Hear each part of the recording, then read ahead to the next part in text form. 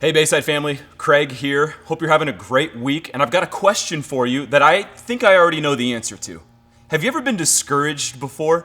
Of course you have. I've been discouraged. We have all been discouraged. But consider this. Oftentimes we think that discouragement is a result because we have made some sort of sin. We've committed a sin, or we think discouragement is tied to the fact that maybe we've made a bad decision somewhere along the lines. What if I told you that discouragement is neither sinful nor is it moral? Here's the psychological definition of discouragement. It's an emotional response to a difficult circumstance. What about the theological definition of discouragement? It's this: it's a reasonable response to a broken world. All throughout Scripture, you can find incredible stories of people who experienced discouragement.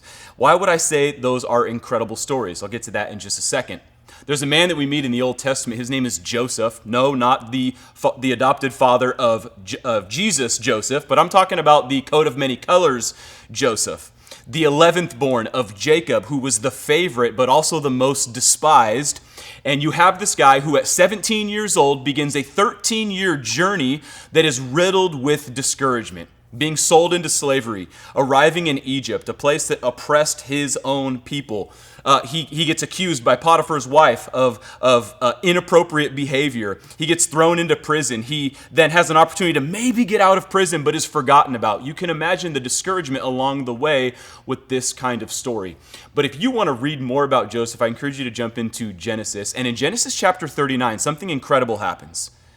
All throughout that chapter, we see some very discouraging times show up in Joseph's life. But there are three times where we see something show up that is repeated 3 separate times, and it's this: but God was with Joseph.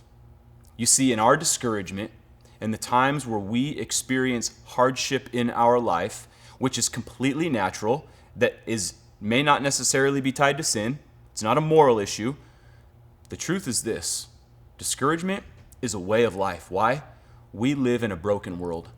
But take heart, because we know that God will always be with us, just like he was with Joseph in his most desperate times. You see, Jesus makes this promise to us that we will live in a very difficult and trying world.